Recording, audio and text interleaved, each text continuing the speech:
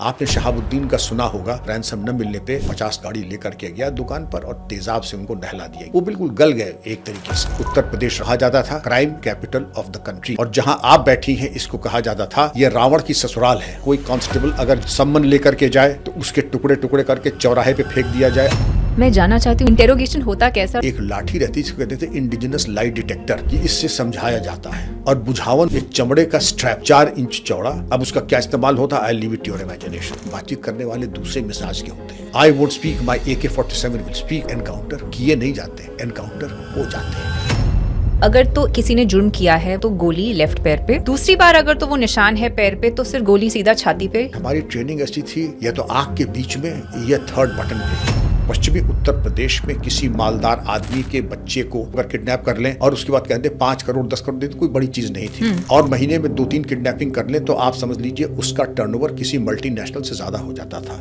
एक और माफिया था जिसने अमिताभ बच्चन की किडनैपिंग की कोशिश की थी।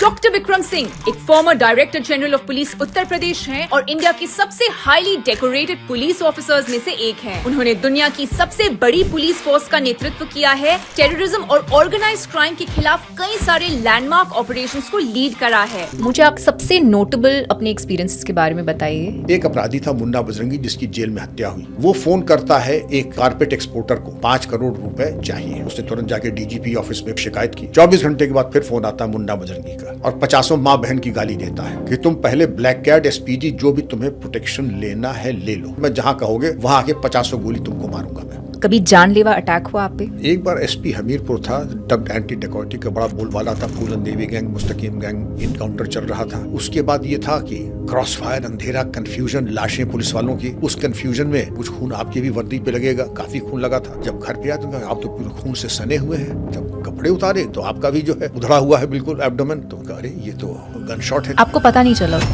In late 1996, Syed Mohammad Umar Sheikh and number 2 second only to Osama bin Laden, 2 American और 3 ब्रिटिश नेशनल्स को किडनैप किया और जहां पे भैंसें बांधी जाती है तबेले में, इनको वहीं पे छोड़ दिया। ये लोग भी वहीं पे गोबर सूसू सब वहीं करते हैं, वहीं पे इनको एक तसली में खाना दे दिया जाता है, वहीं खाते हैं। लोग ये बताते हैं कि साहब औसत कैदी नॉर्मल ट्रीटमेंट 10,000 रुपए रोज। इस बात के कि खाना तो वही मिलेगा जो जेल में बनता है, सोने को वही मिलेगा, लेकिन आपके साथ दुर्व्यवहार नहीं होगा, आप मारे नहीं, कूटे नहीं जाएंगे। आपका राजीव गांधी जी के साथ कुछ, उनने आपको अपोलोजाइज किया था ऐसा कुछ? अल्फला यूनिवर्सिटी पे हम लोग थे। ये जैशे मोहम्मद का पोस्टर लगा कैसे? डॉक्टर संदीप SSP श्रीनगर का था, वो उसकी गहराई में गया, लगाओ CCTV, देखो CCTV क्या। उसने आइडेंटिफाई किया, डॉक्टर का पता लगाया, सहारनपुर रेड किया, AK-47 बरामद की वहां पे। और दूसरे डॉक्टर जो सहारनपुर वाले थे, उनके कैबिनेट में डेंजरस केमिकल्स तैयार किए जा रहे हैं। किसी ने अगर मर्सिडीज खरीद ली, फोन बहुत बहुत मुबारक हो। जब आपने 10 करोड़ की कोठी बनाई है तो इसमें मेरा भी हक है, जरा इतने पहुंचा दीजिए वरना आप कोठी में रह नहीं पाएंगे। साथ ही पुलिस मॉडर्नाइजेशन और पीपल सेंट्रिक पुलिसिंग पर बड़े रिफॉर्म्स लाए हैं। Multiple presidential police medals for gallantry से सम्मानित और Limca book of world records में शामिल हमें डॉक्टर विक्रम सिंह का बॉडी टू बीइंग पॉडकास्ट पर स्वागत करते हुए गर्व हो रहा है। आपने सर इंटेरोगेशन की बात करी थी इससे पहले। मैं जानना चाहती हूँ इंटेरोगेशन, मैं जानती हूँ थोड़ा ट्रिकी एजी सब्जेक्ट है। इंटेरोगेशन होता कैसा? I am going to ask you about torture techniques. और मैं आपको बताती हूँ मुझे कहाँ से मेरे दिमाग में सवाल आया। मैंने हाल ही में धुरंधर मूवी देखी। आपने देखी मूवी? उत्तर प्रदेश एक ऐसा राज्य जो कभी गुंडा राज से सिनोनिमस हुआ करता था। माफिया इनकाउंटर पॉलिटिक्स के लिए जाना जाता था। इस दौरान एक ऐसा IPS ऑफिसर खड़ा हुआ जो ना माफिया के सामने डरा और ना पावर के सामने झुका। मैं बात कर रही हूँ इंडिया के one of the most decorated police officer के बारे में, जिन्होंने 3 गोलियां ली, 4 गैलेंट्री अवार्ड्स लिए और एक जिंदगी जो सिर्फ ड्यूटी के नाम करी। इनकी लीडरशिप में यूपी में कई सारे high risk anti mafia operations हुए। आज हम बात करने वाले हैं डॉक्टर विक्रम सिंह से, जो सिस्टम का हिस्सा रहते हुए भी सिस्टम से लड़े। आज हम उनसे सुनेंगे कई सारे हिडन बातें around crime, corruption, politics, mafia. तो प्लीज इस वीडियो को पूरा देखिए और ज्यादा से ज्यादा लोगों तक इस पॉडकास्ट को शेयर करिए। नमस्ते डॉक्टर विक्रम सिंह जी। नमस्कार श्लोका जी, बड़ी कृपा की आपने प्रतिष्ठित मंच में मुझे अवसर दिया वार्तालाप का। welcome to Body to Being, sir. And as former DG Police, आपका बहुत ही डिस्टिंग्विश्ड सर्विस रिकॉर्ड रहा है, लीडरशिप रिकॉर्ड रहा है. आप one of the most decorated police officers में से आते हैं. You have been known for your integrity and honesty. बहुत चर्चा है सोशल मीडिया पे. तो आज मैं चाहूँगी ये कॉन्वर्सेशन बहुत ही अनरिस्ट्रेन्ड हो, बहुत ही एक ओपन कॉन्वर्सेशन हो. मुझे सबसे शॉकिंग बातें बताइए यूपी के बारे में जो जनता ना जानती हो. यूपी अपने में बहुत ही विराट और दिव्य प्रांत है. यहाँ पर आप देखें तो वृंदावन भी है, अयोध्या भी है, काशी भी है, और तमाम जो तीर्थ हैं सब परमात्मा का अवतरण उत्तर प्रदेश में हुआ. लेकिन किसी चीज़ को नष्ट भ्रष्ट करने में और उसको एक तरीके से कलंकित करने में कुछ लोगों का भी हाथ रहा है. तो बाहुबलियों का भी सिरमौर एक युग में उत्तर प्रदेश रहा है, और इसको कहा जाता था crime capital of the country. और जहाँ आप बैठी हैं इसको कहा जाता था ये रावण की ससुराल है. और यहाँ पर और यूपी में भी क्राइम कैपिटल में द वाइल्ड वेस्ट, ये जहाँ आप बैठी इसको known of the wild west. महिलाएं सुरक्षित ना हो. किसी ने अगर मर्सिडीज़ खरीद ली या किसी ने अगर कोई बढ़िया कोठी बना ली तो फ़ोन बहुत बहुत मुबारक हो हज़रत कि आपने कोठी खरीद ली, और मिठाई खाने कब आ जाऊँ. तो एक शरीफ आदमी होगा वो यही कहेगा आ जाइए.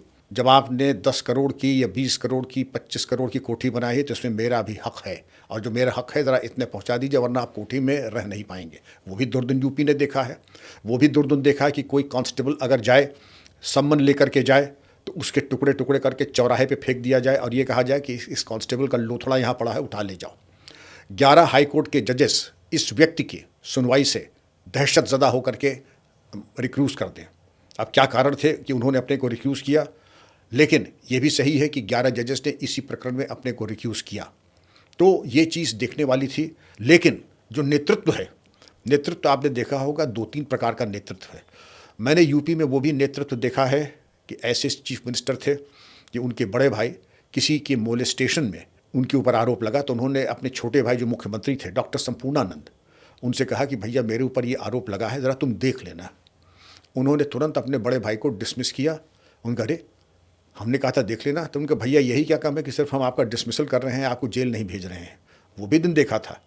और वो भी दिन देखा यूपी ने कि यहाँ पर जब भर्तियाँ हुई तो एक ही बिरादरी के, एक ही इलाके के लोगों की भरमार कर दी गई. उस भर्ती पे तमाम प्रश्न चिन्ह लगे.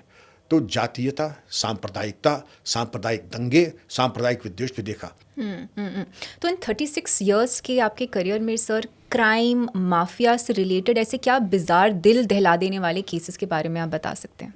देखिए, अगर हम शुरुआत करें 36 साल पहले फास्ट मूविंग क्राइम नहीं होता था. करेक्ट. आपने जो फिल्में देखी थी गंगा जमुना, मुझे जीने दो, चंबल की कसम, भवानी की कसम, घोड़े पे बैठ करके डकैत चलते थे. फिर घोड़ा छोड़ करके उन्होंने जीपों का इस्तेमाल किया.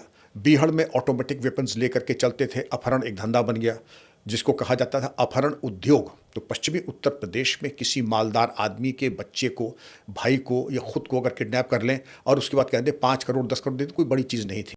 और महीने में 2-3 किडनैपिंग कर लें तो आप समझ लीजिए उसका टर्नओवर किसी मल्टीनेशनल से ज़्यादा हो जाता था. इसीलिए लोग आरोप लगाते थे कि साहब यूपी में एक ही उद्योग है, अपहरण उद्योग, और जिसमें सब लाभान्वित हो रहे हैं. अपराधी ही नहीं, राजनेता भी लाभान्वित हो रहे हैं, क्योंकि बिना राजनेता के आशीर्वाद के ये किडनैपिंग संभव नहीं होती श्लोका जी.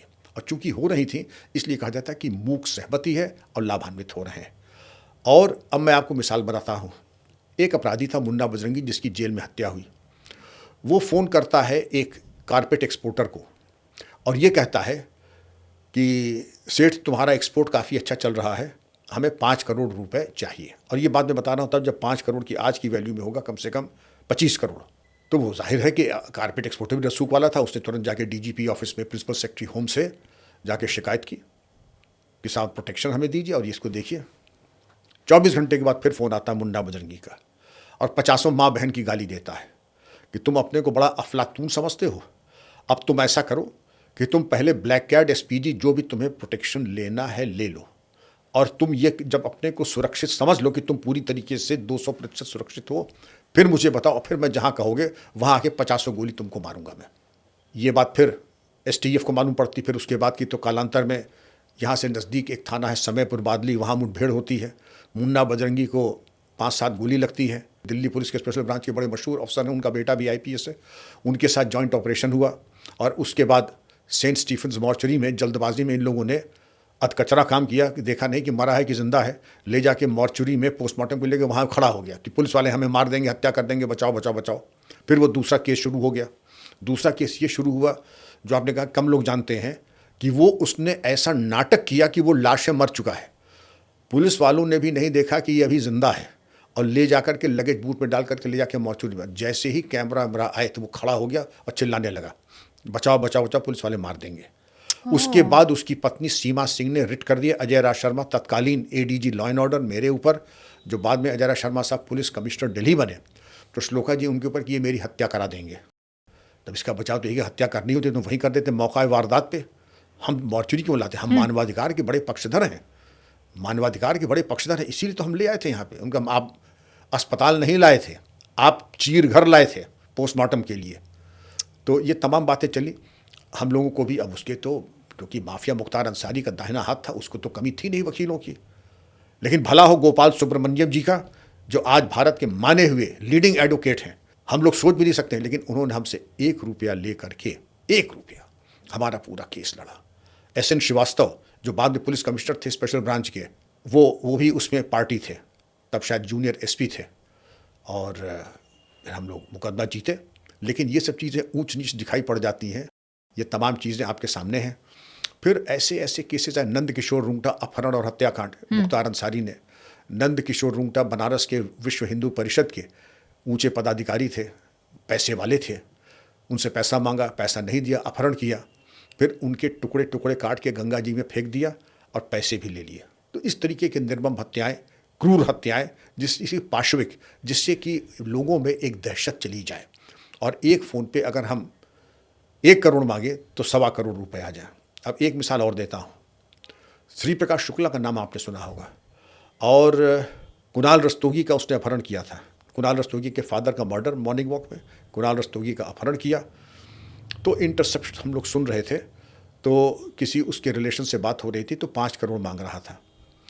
तो श्री प्रकाश शुक्ला ने कहा कि साहब पैसे नहीं हैं, बड़ी मंदी चल रही है, आप 2 करोड़ लेकर के छोड़ दीजिए। तो उसे फिर 50 माँ बहन की गाली दी, सो एंड सो XYZ बनिया की औलाद, मुझे क्या चड्डी बनियान खरीदनी है कि मैं तुमसे 2 करोड़ लूँगा, और अब मैं लूँगा 10 करोड़ रुपए तुमसे। तो ये एक एलिमेंट ऑफ टेरर था। बहुत कुछ सीखने को मिला, बहुत कुछ इनको निपटाने मिला। लेकिन आपको जान के प्रसन्नता होगी कि जब शासन प्रशासन कमर कस लेता है तो फिर कोई माफिया उससे 20 नहीं पड़ेगा, मारा ही जाएगा, न्यूट्रलाइज ही होगा। लेकिन उसके लिए चाहिए प्रबल इच्छा शक्ति। और अगर 3 नसीहतें मुझे देनी हो, कि सबसे पहले तो ये देख लीजिए कि जब कभी कोई बात होती थी ऊंचे से ऊंचे लेवल पे कि हमें ये करना है, हमें वो करना है, हमें इनको निस्तारण करना है, तो पहले आप ये बता दीजिए कि वाकई आप गंभीर हैं निस्तारण में, या केवल आप वचनम किम दरिद्रता, बातों से ही खुश करेंगे। अगर बातों से खुश नहीं करना है, काम सब हो जाएगा, लेकिन पहले तय कर लीजिए। अगर तय कर लिया आपने तो बिल्कुल काम सब हो जाएंगे, और हुए भी, नतीजा आपके सामने है। लेकिन एक मिसाल आपके सामने है, ये पुलिस विभाग संदेश से चलता है, और संदेश अगर जा रहा है कि स्टेट का chief executive chief minister Atiq के कुत्ते से सार्वजनिक रूप से हाथ मिला रहा है, गूगल पे फोटो है, तो संदेश ये जा रहा है इधर देखने का कष्ट मत कीजिएगा, वरना आपके लिए और आपके करियर के लिए अच्छा नहीं होगा। और वहीं पर अगर एक मुख्यमंत्री विधानसभा में ये कहता है मिट्टी में मिला दूंगा, 3 शब्द, मिट्टी में मिला दूंगा, तो उसके दूरगामी परिणाम आपके सामने हैं। तो सर ये साइकोलॉजी क्या होती है कि एक तरफ आप रैंसम भी मांग रहे हैं और फिर उसको मार भी डाल रहे हैं, मतलब I don't understand this. Obviously देखिए 2 तरह के गैंग होते हैं। जैसे परवर्शन था, ये परवर्शन जो था, जैसे अतीक में परवर्शन था, मुख्तार में परवर्शन था, ये सब लिंक्ड थे शहाबुद्दीन से, बिहार वाले से। आपने शहाबुद्दीन का सुना होगा कि फूल बाबू की फैमिली में 2 लोगों को किस तरीके से रैंसम न मिलने पे तेजाब से नहला के मारा। ये रैंसम मांगा था, रैंसम मांगा, ये मंथली जो लेते थे प्रोटेक्शन मनी नहीं दिया, शायद बुजुर्गवार नहीं थे दुकान पे। जब बुजुर्गवार नहीं थे तो उन्होंने कहा कि अच्छा भाई, उन्होंने मना कर दिया है देने को, तो उसने कहा ठीक है। वो 50 गाड़ी लेकर के गया दुकान पर और तेज़ाब से उनको नहला दिया, gave them a bath with acid. वो बिल्कुल गल गए एक तरीके से। और जो दहशत शहाबुद्दीन की तब थी वो अकल्पनीय है, अगर आप इस चीज़ को नेट पे जा करके देखेंगे। और ये इस बेशर्मी के साथ तत्कालीन बिहार सरकार ने जो इसको देखा और बर्दाश्त किया, ये दिखाता है कि ये आपके कमाऊ पूत हैं, आपके अंदर नैतिक साहस नहीं है। You don't have it in you to tell them that you are a scoundrel and you will be accounted for, you will be neutralized. They did not have it in them because they were eating out of their hands. उनके टुकड़ों पे पलने वाले थे, इसलिए मैं बड़ी कड़ी बात कह रहा हूँ। वास्तविकता यही है कि उनके टुकड़ों पे पलने वाले थे श्लोका जी, तभी उनमें इतना नैतिक साहस नहीं था। जब चाहता था तब मुख्यमंत्री से बात कर लेता था, जब चाहता था जो मन में कर लेता था। और टिकट देने की मजबूरी क्या थी? वो तो अभयानंद डीजीपी थे, बड़े ईमानदार, जो टॉप 30 आईआईटी की कोचिंग करते थे। वो जब डीजीपी हुए तो उन्होंने कन्विक्शन करा करके तब उसको पॉलिटिकली एक तरीके से मट या मेट किया, वरना तो उसकी तरफ से आंख उठाने की हिम्मत किसी की नहीं थी श्लोका जी। तो क्या ये साइकोपैथ्स होते हैं सर? साइकोपैथ नहीं होकर ये औसत आदमी का। आप घर में कुत्ता भी पालती हैं, आप एक बार उसको मारने की कोशिश कीजिए, आप नहीं मार सकती। नहीं मार सकते। आप नहीं मार सकती हैं। आप जब कुत्ते को भी थप्पड़ नहीं मार सकती हैं तो इंसान को तेजाब से नहला देंगे। आप उसके टुकड़े टुकड़े करके और फिर ये ठसक में कहें, क्योंकि हम लोग तो जानते सब थे। उसने कहा अरे नंद किशोर रूंगता को जब मार रहे थे तो उसने तो अपने पतलून गंदा कर दिया। आप समझ सकती कि कितना बड़ा परवर्ट रहा होगा मुख्तार अंसारी। ये सब चीज़ें बातें मैं नॉर्मली मैं करता नहीं, लेकिन एक आदमी की आंख के पीछे अगर आपको जाना है तो उसकी मनोवृत्ति, उसका भाव और कितना बड़ा पशु है इसको। तो जब आपका 1-on-1 हुआ होगा इन कोई माफिया इन गैंग से या कोई ऐसे इंसान से, तो क्या बोलते थे वो? आपको क्या जवाब देते थे? मैं क्यों ऐसे करता था, मैं क्यों परवर्टेड? बातचीत तो क्या करें, उनकी हिम्मत नहीं बातचीत करें आपसे। बातचीत करने वाले दूसरे मिजाज के होते हैं। मुझसे क्या बात, मुझसे तो now I won't speak, my AK-47 will speak. एक साहब ने कहा मुख्तार ने कि ये मेरी हत्या करा देंगे, अगर मेरी हत्या होती तो उसकी पूरी जिम्मेदारी आप हत्या कराएंगे? जी। ओके। तो मैं लोगों ने पूछा साहब ये तो कह रहे हैं कि आप इनकी हत्या करा देंगे, कि मैं इसको एक मिनी मेडल मानता हूँ। हालांकि मैंने किसी की हत्या की नहीं है, ये तो आप बेहतर बताइएगा। मैंने किसी की हत्या की नहीं है, लेकिन I take it as a mini. हाँ, मेरे लिए एक अपयश तब होता है अगर ये कहते मेरी इनकी दांत काटी रोटी है, मेरे पारिवारिक संबंध हैं। एक और माफिया, एक गैंगस्टर था जिसने अमिताभ बच्चन की किडनैपिंग की कोशिश की थी, राजू भटनागर। उसको मैं न्यूट्रलाइज नहीं कर पाया, वो जेल गया। उसने एक और एलिगेशन और कई पिटिशंस डाले गवर्नमेंट में भी और कोर्ट्स में भी, कि विक्रम सिंह ने कहा कि तुम बच के जेल तो चले गए हो, लेकिन जेल में सांप भी निकल आते हैं, तो अपने को बहुत महफूज न समझो जेल में। हो सकता है कि तुम्हारा निपटारा वहाँ सांपों के द्वारा कर दिया जाए। तो बयान लिया गया, आईजी साहब आए उसकी इंक्वायरी करने मेरे खिलाफ। तो उन्होंने कहा सर मैं कोई सपेरा हूँ कि मैं सांप छोड़वा दूंगा जेल में? और ये बिल्कुल एक कपोल कल्पित, बिल्कुल फॉल्स, विंडिक्टिव और मेलिशियस ये एलिगेशंस हैं, इनमें कोई डेप्थ नहीं है। सर आपके you've been a part of counter terrorist operations, internal security, anti dacoity operations, आपने लॉन्ग कॉम्ब ऑपरेशंस करे हैं, आप इंटेलिजेंस का भी पार्ट रह चुके हैं। जी हाँ, जी हाँ। जी, मुझे आप सबसे नोटेबल अपने एक्सपीरियंसेस के बारे में बताइए। इन लेट 1996 मेरठ सहारनपुर ज़िला, मेरठ रेंज, अलकायदा का नंबर 2 सैयद मोहम्मद उमर शेख, अगर पिक्चर देखती हैं आप तो उमरटा पिक्चर देख लीजिएगा, ये पूरी उसी इंसिडेंट पे बेस्ड है। उमरटा, Syed Mohammad Umar Sheikh, pass out of London School of Economics और half British half Muslim, a totally radicalise person and number 2 second only to Osama bin Laden. इसने पहाड़गंज से, इसके गैंग ने 2 अमेरिकन और 3 ब्रिटिश नेशनल्स को किडनैप किया, उनको लेकर के सहारनपुर आया और जहाँ पे भैंसें बांधी जाती है तबेले में, उसी तरीके से इसने इनको भैंस बांध दिया और इनको वहीं पे छोड़ दिया।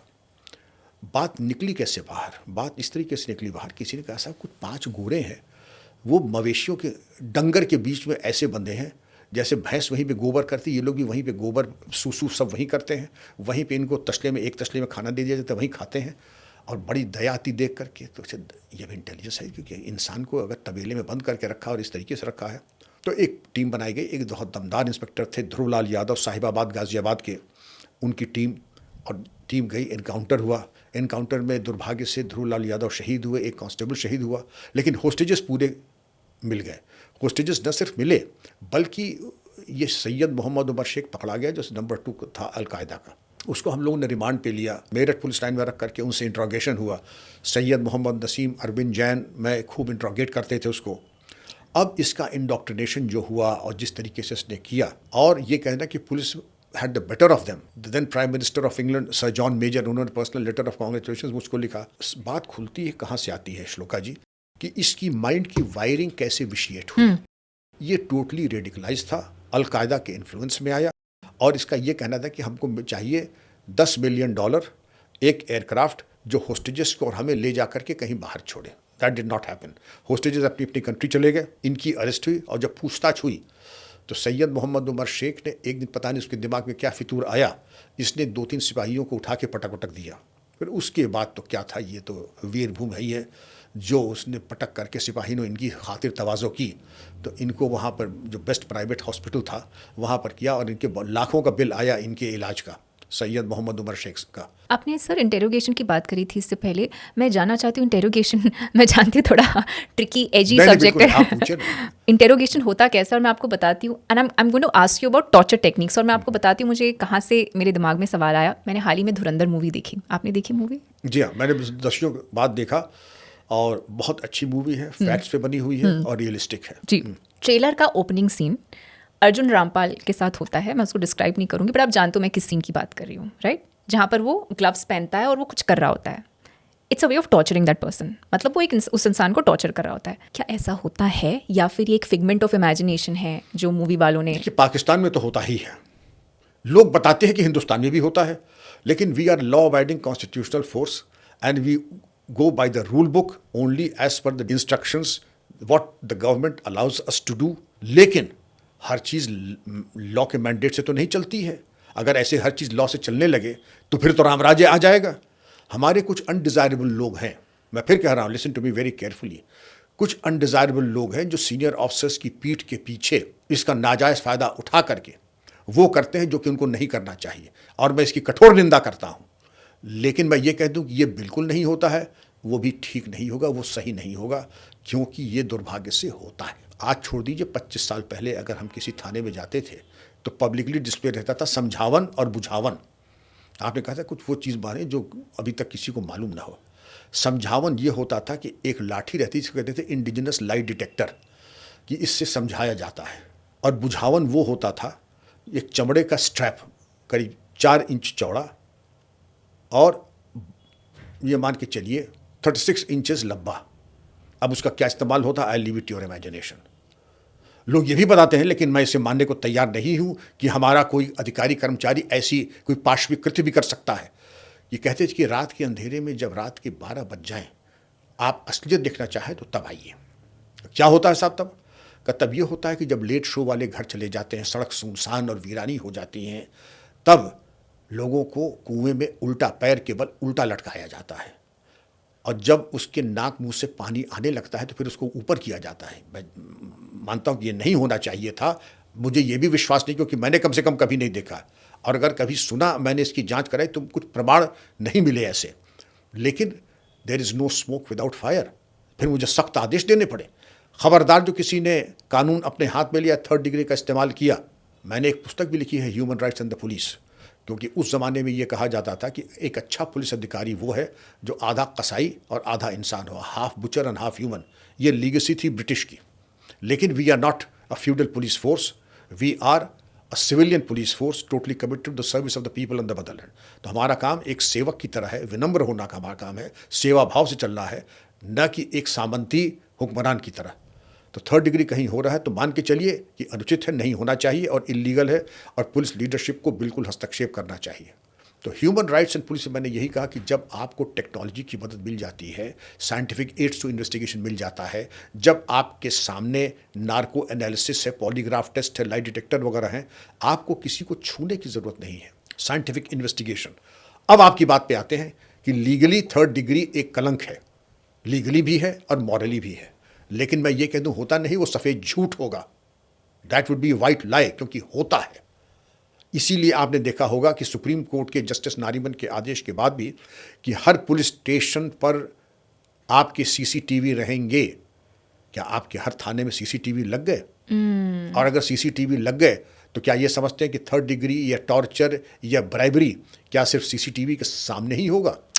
जो भ्रष्ट और इनडिसिप्लिन्ड पुलिसकर्मी है वो सीसीटीवी के रेंज के बाहर वो सब कर लेंगे, जो कि सीसीटीवी के सामने कहते हैं कि साहब हम तो बिल्कुल गांधीयन हैं, हम तो किसी से आप ऊंची आवाज़ में भी बात नहीं करते हैं। आपके रन-इन्स हुए हैं पॉलिटिकल लीडरशिप के साथ, या फिर आपको कभी ऐसे प्रेशर आया ये तो मेरा आदमी है या ये केस हटाया जाए?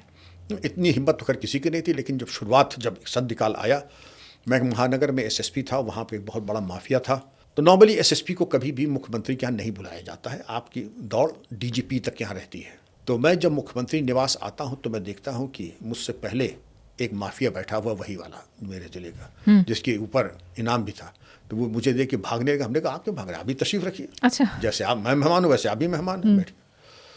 मुख्यमंत्री जी आकर के कहते हैं कि देखिए ये भटका हुआ लड़का है, सुधरना चाहता है, तो विक्रम सिंह जी इसको सुधरने का एक मौका मिल जाए। इतनी सी बात, बहुत ही शराफत के साथ, बहुत ही कोई नहीं। एक बात ये हो गई।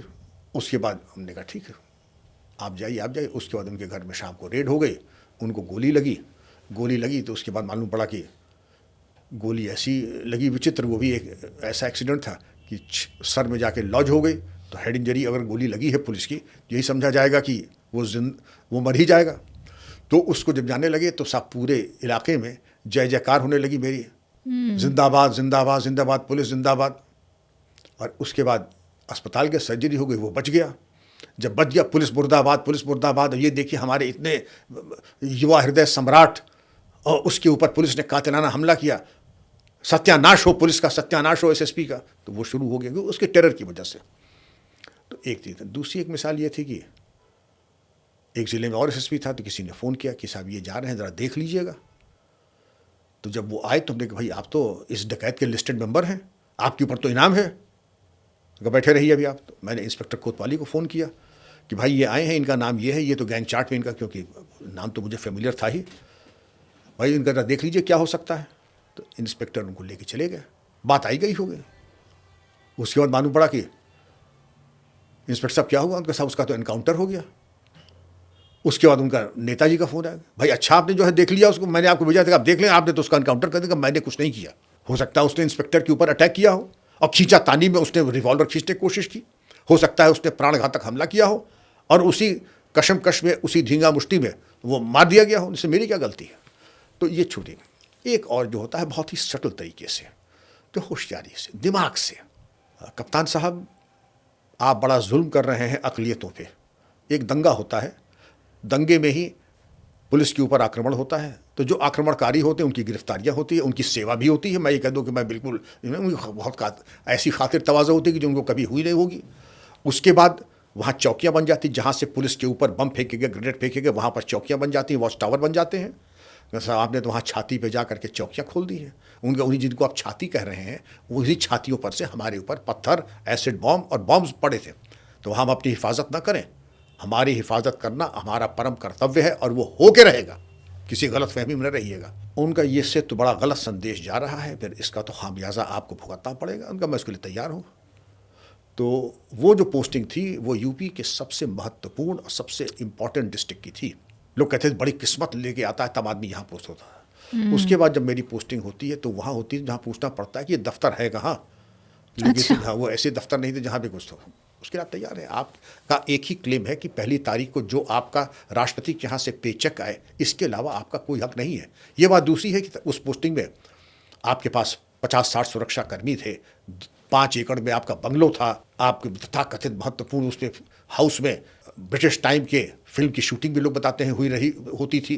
वो ठीक अपनी जगह थी, वो भी अपनी जगह थी। जहाँ मैं गया वो भी IPS की ही पोस्टिंग होती है। तो ठीक है, सो be it, though my head be bleeding it will be unbound. Okay, make no mistake about it. Super. Sir, UP prisons के अंदर की रियलिटी क्या है जो मे बी आम जनता नहीं जानती? जो आम धारणा ये है कि बाहुबलियों के लिए कोई नियम कानून नहीं है। बाहुबली अपना आपराधिक साम्राज्य यह अपने क्राइम का एम्पायर जेल की सलाह के पीछे से ही चलाते हैं, और ये पूरा सत्य है, कटु सत्य है। इसका समझाइए।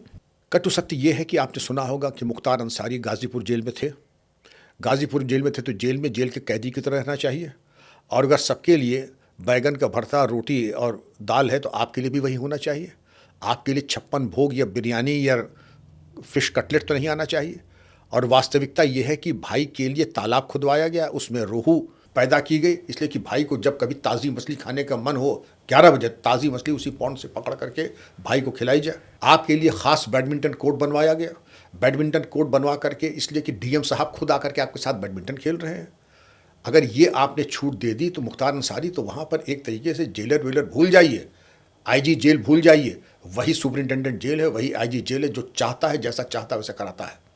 अतीक ने तो यहाँ तक किया, जेल में बंद है और सालों से बंद है और बेटा हो रहा है उसकी बीवी को। दूसरी चीज़, एक किसी से पैसा निकलवाना था तो उसको बुला के जेल में ही बुलवा करके इतनी कुटाई की उसकी कि उसका हाथ पैर तोड़वा दिया जेल के अंदर। तो मतलब दरअसल जेल आपके लिए आरामगाह है, एलिबाई देने का एक जरिया बना है।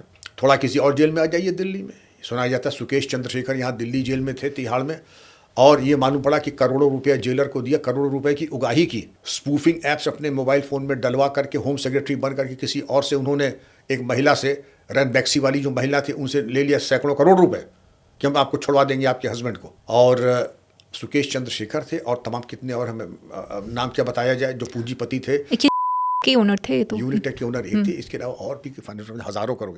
ये लोग छोटे मोटे लोग नहीं, ये कोई भी इसमें ऐसा नहीं था जो हज़ारों करोड़ से कम था, लेकिन उनके लिए सारी सुविधाएं थी। और लोग ये बताते हैं कि साहब औसत कैदी नॉर्मल ट्रीटमेंट 10,000 रुपये रोज़, 10,000 रुपये इस बात के कि खाना तो वही मिलेगा जो जेल में बनता है, सोने को वही मिलेगा, लेकिन आपके साथ दुर्व्यवहार नहीं होगा, आप मारे नहीं, कूटे नहीं जाएंगे। अगर आप उसके बाद जैसे पिज्ज़ा होता है, एक्स्ट्रा चीज़ आपको चाहिए, अगर कढ़ी खाना हो या एक करी खानी है तो उसके लिए अलग पैसे हैं। आपको अगर कोई और सुविधा चाहिए, एक्स्ट्रा सिम या फ़ोन, उसके और पैसे हैं। घर वालों से एक्स्ट्रा मिलना है, घर का खाना रोज़ खाना, तो उसके और पैसे हैं। हर सुविधा जो है उसका नकदीकरण होता है। और ये दुर्भाग्य से जो भी स्कैंडल प्रकाश में आया, उसमें प्रभावी कार्रवाई न होने के अभाव में, जहाँ जैसे तिहाड़ में ले लें, जहाँ कहीं भी है, दुर्भाग्य से जहाँ पर आपको you should have come down like a ton of bricks, और हुआ क्या, न वो बर्खास्त हुए। होना क्या चाहिए था, मैं आपसे पूछता हूँ, अगर कोई जेल अधिकारी इतने बड़े भ्रष्टाचार में संलिप्त है, आप क्या समझती हैं सस्पेंशन उसकी सज़ा है? बिल्कुल नहीं। पहले उसका डिसमिसल होना चाहिए, मुकदमा लिख करके उसको जेल जाना चाहिए। जिस जेल में वो सुपरिटेंडेंट है उसी जेल में वो कैदी की तरह जाए। तीसरी चीज़, उसकी चल अचल संपत्ति कुर्क होनी चाहिए गैंगस्टर एक्ट के अंतर्गत। और चौथी चीज़ ये, उसके पेंशनरी बेनिफिट्स खत्म हो जाने चाहिए।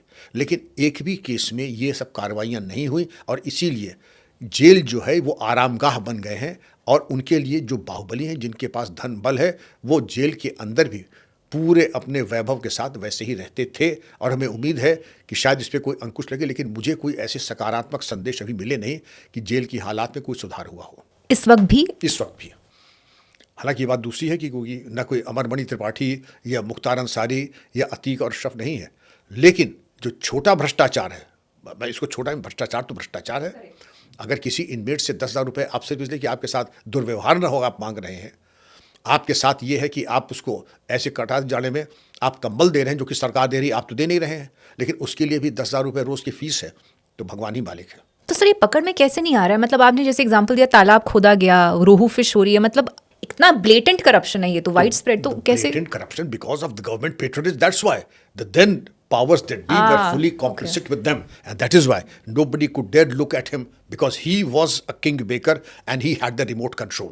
And since he had the remote control, that is why nobody could had the guts even to look straight into his eyes. तो टॉप टियर लेवल से ही उनके हाथ में ले होते। टॉप टियर नहीं, टॉप मोस्ट टियर से। चीफ मिनिस्टर टियर जी नहीं, वरना किसकी मजाल है भाई? कुत्ते से हाथ मिला रहे हैं आप, कोई मामूली बात है? जनाजे में जा रहे हैं, गरीबों के मसीहा कह रहे हैं, आप समझ सकते हैं कि ताल्लुकात कितने गहरे हैं। तो ये मुझे जो political, criminal and politics triangle है सर, ये समझाइए ऑपरेट कैसे करता है, बिकॉज ये थोड़ा समझना मुश्किल है आम लोगों के लिए। देखिए, इसका एक ट्रायड है। Okay. इस ट्रायड को, जैसे आपने कहा, crime, politics police and criminals, इसको ब्यूरोक्रेसी कह दीजिए। पुलिस अकेले नहीं, आप पुलिस कह सकती हैं, ब्यूरोक्रेसी कह सकती हैं, दोनों कह सकते हैं, लेकिन चीज़ एक ही आती है। और उसके ऊपर एक एन वोरा कमेटी रिपोर्ट आई थी, the complicity of businessman, politicians and corruption. लेकिन एन वोरा रिपोर्ट आज तक आपके सामने लाई नहीं गई, क्योंकि उसके जो रिकमेंडेशंस थे वो बड़े बिटर थे, इसीलिए उसको आपके सामने न लाया गया। और इम्प्लीमेंटेशन की बात एन वोरा कमेटी की रिपोर्ट नहीं आएगी। पहले तो वही निर्णय की बात है, are you serious about anything? And if you're not serious, then no amount of making of committees and commissions will be of any consequence unless you feel that you can deceive the people of this country by passing wool over their eyes.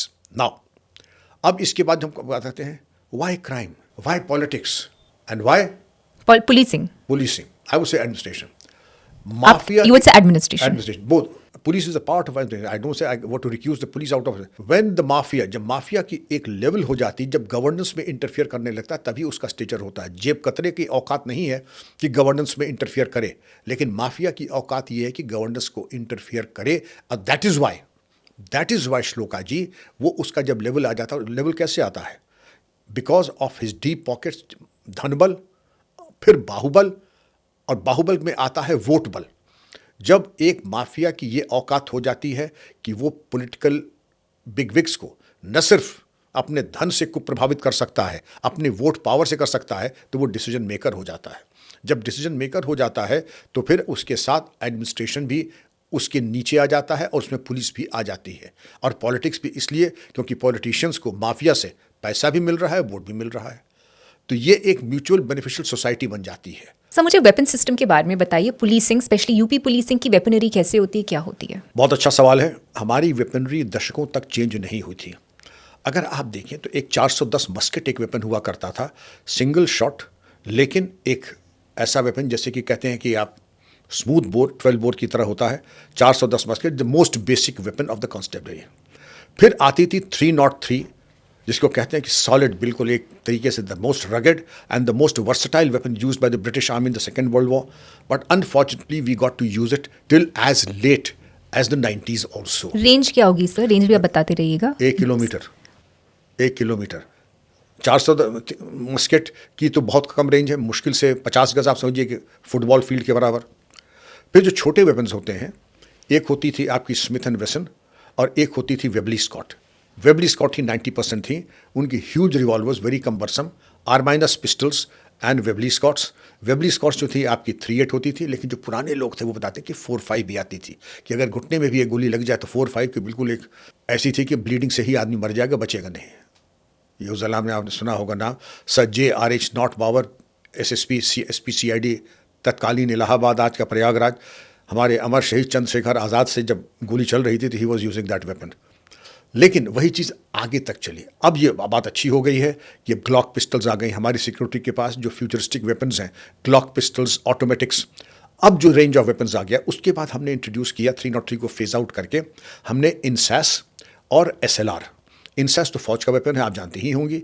SLR भी बहुत ही effective. आज भी मुझे अगर choice हो, I would still prefer the 7.62 SLR to the INSAS और 303 to इंसैस। इंसैस अच्छा weapon है, लेकिन अब तो आर्मी ने भी उसको जो है फेज आउट कर दिया है। लेकिन इंसैस, SLR, 303 ये ऐसी सॉलिड चीज़ है, इसमें आप चूक नहीं सकते हैं, यू कैनॉट गो रॉन्ग। और इसकी जो वॉइस, इसकी जो रिपोर्ट है, वो दहशत पैदा कर देती है डकैतों में, आउटडोर में। आप अगर सुनिए, मैं एडवाइस करूंगा आपको, आप नेट पे जाइए, the report of 303, report of an SLR, it is so impressive. हमारे जवानों का मोराल बूस्ट करेगी और दुश्मन का जो है मनोबल गिरा देगी। जब एक दफ़ा होती थी बर्स्ट फायर, तो जिस तरीके से उसकी आवाज़ ठुम ठुम ठुम ठुम, और उसके बाद अगर ट्रेसर राउंड अगर तो कहने सोने पे सुहागा, ट्रेसर राउंड की जाकर फ्लैश उड़ करके जो जाते हैं, जैसे कि ट्रेसर राउंड होता है, जैसे कि एक उसका एक अलग पर्पस होता है। इनका सबका 1 किलोमीटर प्लस 1 किलो, ये बड़े सॉलिड वेपन्स हैं।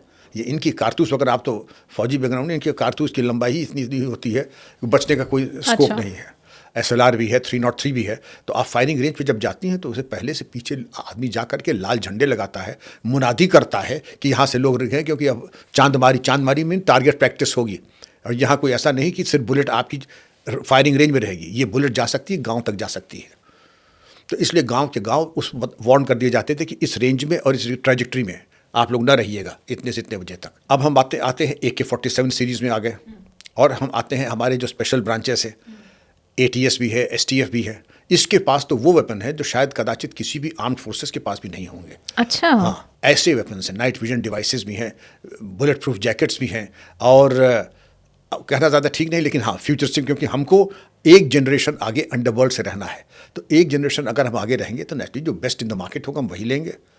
AK-56 से भी आगे, AK-47 से भी आगे, AK-56, AK-96 भी अगर होगा, AK-206 भी अगर होगी, तो वो शायद STF और ATS के पास आ चुकी होगी। हाँ। सर मुझे बताइएगा कि इंटेलिजेंस प्रोक्योर करने से लेकर जो एंड फाइनल ऑपरेशन तक का जो पूरा सफ़र होता है, एग्जीक्यूशन, वो एग्जैक्टली होता कैसा है on the part of police? पहले तो ये समझ लीजिए इंटेलिजेंस होता क्या है। मैं आपको ले चलता हूँ अल-फलाह यूनिवर्सिटी पे, क्योंकि उदाहरण के बिना अगर हम बताएं तो बिल्कुल समझ में नहीं आएगा।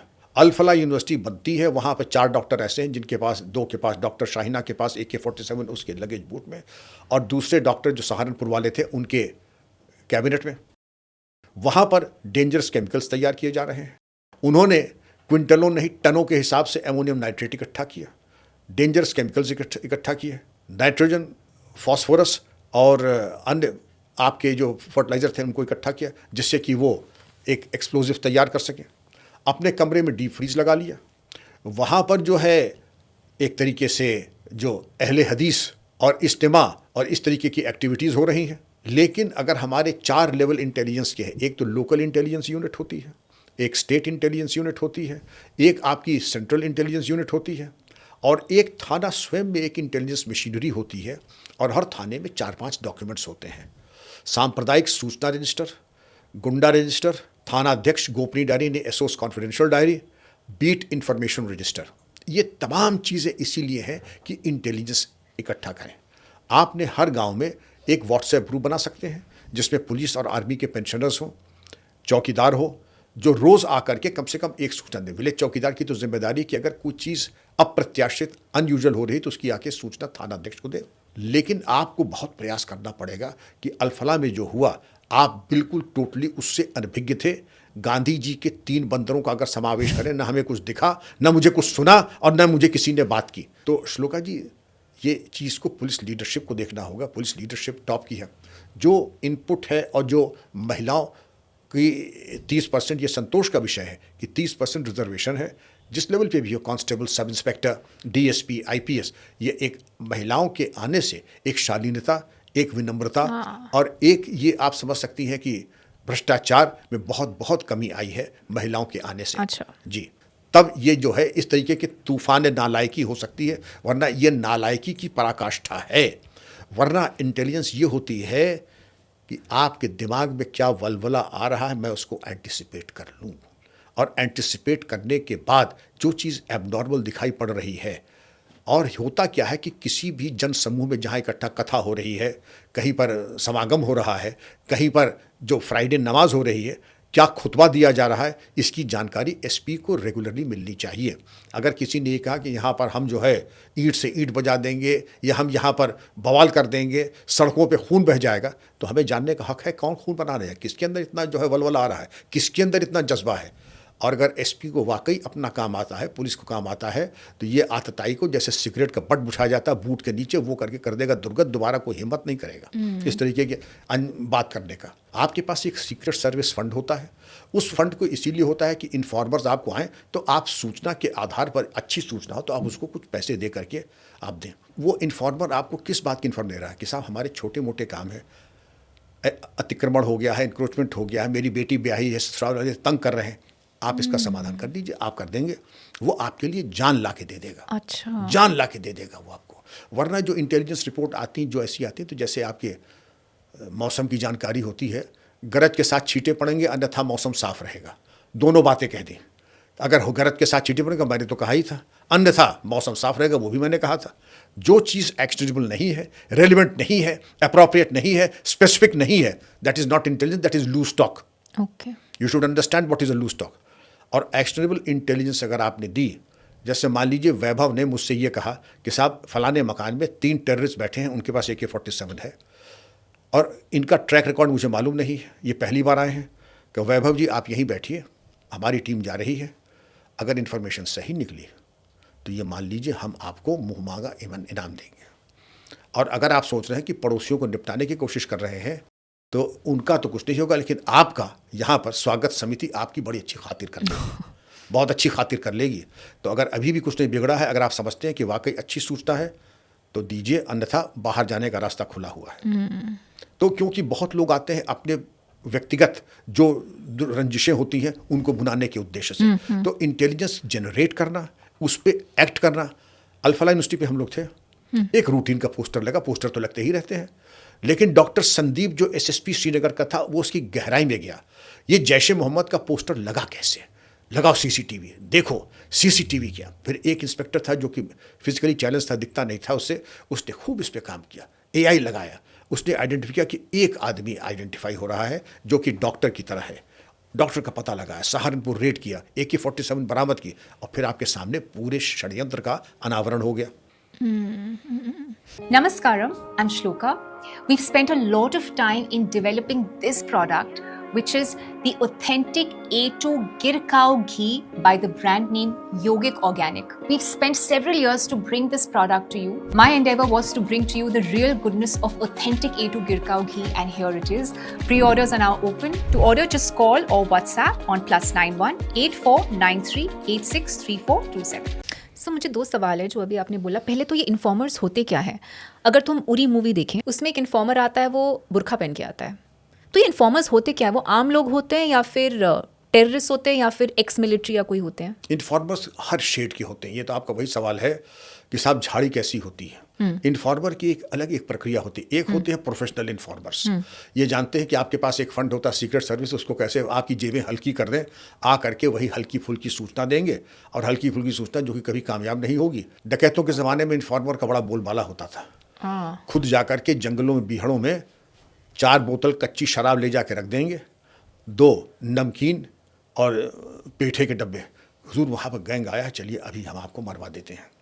आप वहाँ गए, अभी अभी तो गैंग भाग गया। देखिए साहब, ये जूठे गिलास, पेठा और नमकीन और शराब की बोतलें तो यहाँ रखी हैं। अच्छा, जो अनाड़ी किस्म के लोग होते थे उस झांसे में आ जाते कि चलो दोबारा सही टाइम पे देना, कि भागने से पहले दोबारा तो ऐसे देखिए कि हुजूर इनकी लाशें आपके कंधों में होंगी, और जब फोटो खिंचवाएंगे तो हुजूर वर्दी आप सेरेमोनियल पहन के आएगा कि वो वर्दी में आप ज़्यादा अच्छे लगते हैं उसमें। बातें 9 लाख की सुन लीजिए उनकी, और हम लोग आ भी जाते हैं उनकी चिकनी चुपड़ी बातों में।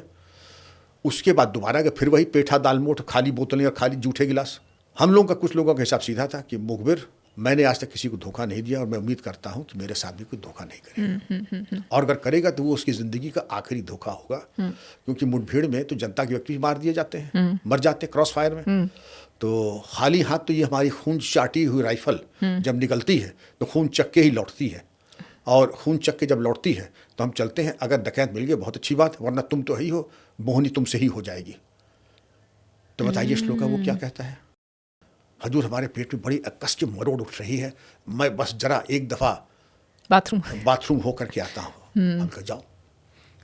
बाथरूम गया, 2 मिनट हुए, 5 मिनट हुए, 10 मिनट हुए, आधा घंटा हुआ, आज तक वो लौट के आया नहीं फिर। अच्छा जी, ना आएगा वो, क्योंकि उसके मन में यही था कि इनको भी थोड़ा 16 दुनिया 8 का पहाड़ा पढ़ा दें, और इनको देंगे। हमने दुनिया कुछ थोड़ी सी ज़्यादा देखी, अनुभव ज़्यादा है, चेहरा पढ़ने की आदत है मेरी। तो मैं कहते कि अगर होगा तो ये पैसे स्टेनो बाबू के पास जमा हैं, अगर कामयाब होगा तो ये पैसे स्टेनो बाबू से ले लेना। मेरी तो नीयत साफ़ है। और तुम्हारे बारे में ये है कि गैंग मिल नहीं मिला तो बेटा तुम्हारी ये बता देना लाश कहाँ जाएगी, ये हमें बता देना। अच्छा। सर यूपी के क्राइम रैकेट्स की अगर तो बात करें, ये टॉप के रैकेट्स क्या हैं और किस प्रकार के क्राइम्स में ज़्यादा सेंटर्ड हैं? क्राइम एक तो होता है, देखिए, वाइट कॉलर क्राइम, जैसे आपने देखा ये cyber crime, digital arrest, sextortions, credit card frauds, एक तो ये आता है। दूसरा आपका जो है एक्सटॉर्शन, सिर्फ एक्सटॉर्शन। लेकिन अब वो चूंकि माफिया बिल्कुल ख़त्म हो चुका है, तो किसी की हिम्मत नहीं कि किसी को फ़ोन करके कह दे कि 5 करोड़ भिजवा दीजिए या हम आ रहे हैं लेने। वो चीज़ें तो पूरी ख़त्म हो चुकी है। मैंने कुछ चीज़ सुनी नहीं है साल भर से, 2 साल से, मैंने 3 साल से कुछ सुना नहीं कि ऐसा कुछ हुआ है कि किसी ने रंगदारी टैक्स मांगा हो या किसी ने ये। लेकिन 2-4 जो आपके फ्रॉडुलेंट चीज़ें हो रही हैं वो इस तरीके से हो रही हैं। मसलन आप एब्सेंटी लैंडलॉर्ड हैं, आपकी बहुत अच्छी प्रॉपर्टी नोएडा में है, और ये माफिया को मालूम है कि आप यूएसए में रहती हैं, एनआरआई हैं आप, तो आप ही की कागज़ को लेकर के, आप ही के कागज़ को लेकर रजिस्ट्री करवा लेते हैं वो, और उसके बाद कब्जा कर लेते हैं। आपको मालूम भी नहीं, आपके मकान की प्लॉट की रजिस्ट्री भी हो गई है। तो इस तरीके के जो फ्रॉड्स होते हैं ये अभी भी चल रहे हैं। तीसरी चीज़ ये है कि जो साइबर फ्रॉड है, और इस तरीके के, जैसे आपने नोएडा में सुना होगा मोटर बाइक फ्रॉड, करीब 10,000 करोड़ का वो फ्रॉड हुआ था कि मोटर बाइक लोन पे देंगे और मोटर बाइक होगा वो फ्री हो जाएगी। बॉट स्कैम जो हुआ था, बॉट स्कैम, एक तो इस तरीके की चीज़ें हैं।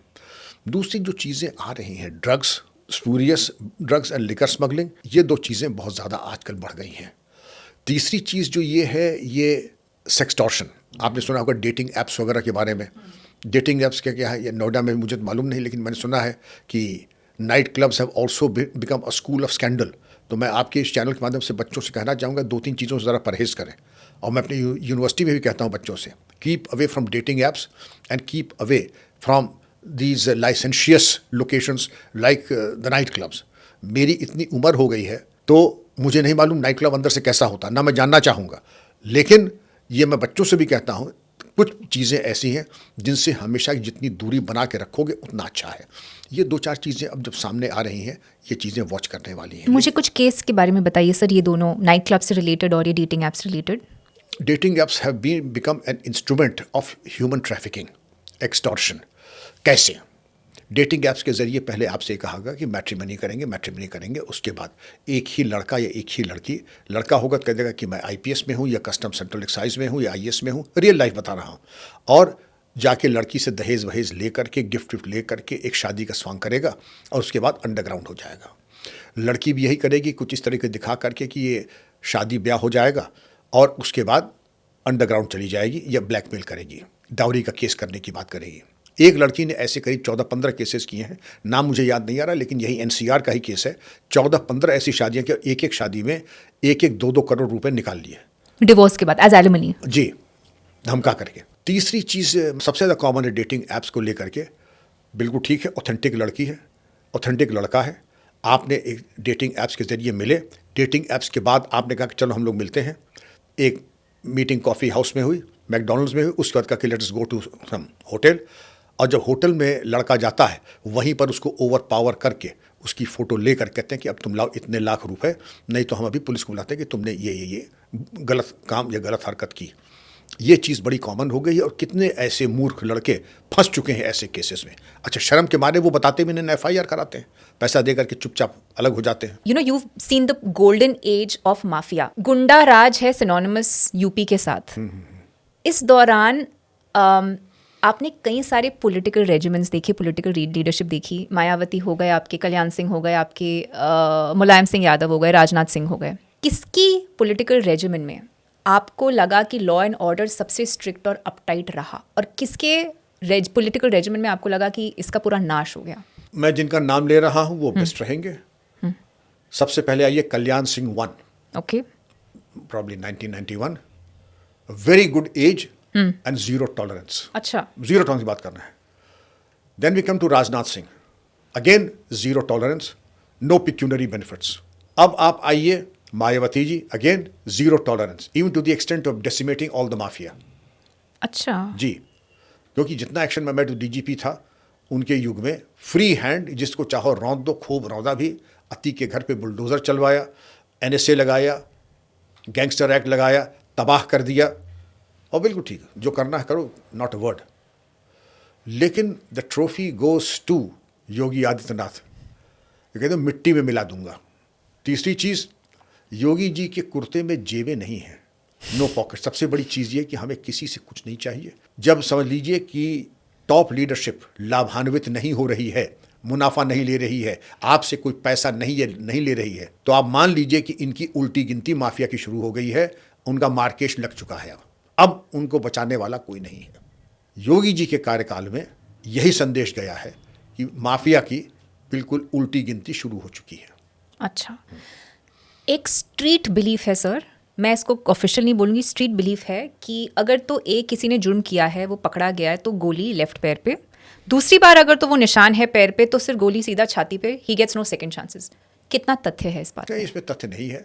हालांकि इनकाउंटर मैंने बहुत किए हैं, जितने अभी हो रहे हैं उससे भी ज़्यादा किए हैं, लेकिन मेरी गोली, खैर हमारी ट्रेनिंग ऐसी थी, या तो आँख के बीच में या थर्ड बटन पे, इन बिटवीन द आइज और third button, no mistake about it. Waist के नीचे तभी होती थी when it is a right situation, when the person in front of you whom you are trying to contain is a writer, not a habitual offender or a mafia. अगर writer है तो naturally आप tear gas भी चलाइएगा, आप और भी जो implements है, वाटर कैनन चलाइएगा, फिर उसके बाद रबर बुलेट चलाइएगा, लेकिन लास्ट रिसोर्ट अगर आपका गोली चलाने का है तो आप फिर सॉलिड बुलेट वेस्ट के नीचे तब चलाएंगे राइट सिचुएशन में। लेकिन अगर अपराधी है, वहाँ ऐसी कोई आपके ऊपर अनिवार्यता नहीं है, क्योंकि अगर आप उसको नहीं मारेंगे तो वो आपको मार देगा। तो वहाँ पर तो मेरा तो यही रहता है, इन बिटवीन द आइज और the third button. General geographical location भी मैं बता रहा हूँ, आप समझ सकती हैं, एट द वाइटल पार्ट। फिर ये स्वीट नथिंग्स कहने का मौका ख़त्म हो चुका है। I am not here to whisper sweet nothing, दी गज़ल की जो परिभाषा है कि महबूबा के कानों में जैसे एक लहर आती है, एक गुनगुनाना, वो काम इस वक्त पुलिस का नहीं होता है। उस वक्त बिल्कुल यमराज की तरह होना चाहिए, और न्यूट्रलाइज करने का मतलब ही होता है वाइटल पार्ट पे। मैंने 2 सिचुएशन बताई आपको, एक राइटर सिचुएशन में पथराव हो रहा है, कॉलेज स्टूडेंट्स हैं, ये महिलाओं का है, तो उनके ऊपर बल प्रयोग, minimum use of force. Minimum use of force में आपका टीयर गैस होगा, वाटर कैनन होगी, लाठी चार्ज होगा, और वार्निंग के बाद warning tear gas, warning water cannon, warning lathi charge, warning rubber bullet, इतनी आप मौका देंगे कि आदमी, और 3 बार आप वार्निंग, एक एक वार्निंग 3 बार, बलवाइयों तुम्हारा मजमा खिलाफ कानून किया जाता है, भाग जाओ भाग जाओ भाग जाओ, वरना तुम्हारे ऊपर टीयर गैस छोड़ी जाएगी, नहीं भागते हो टीयर गैस। यही प्रक्रिया रिपीट होगी आपकी बाकी चीज़ों में भी, बल प्रयोग में, लाठी में भी और रबर बुलेट में भी। अब उसके बाद आता है आपका ब्रह्मास्त्र सॉलिड बुलेट। आपने फायरिंग स्क्वाड को फॉलो किया और आपने कहा जिसके ऊपर की, जिसको आपको कहना होगा जिससे कि आगे चिन्हित ना हो, आपने जाके कहा, क्योंकि अगर उसने चिन्हित कर लिया कि मान लीजिए इसने गोली चलाई तो बाद में प्रतिशोध भी हो सकता है।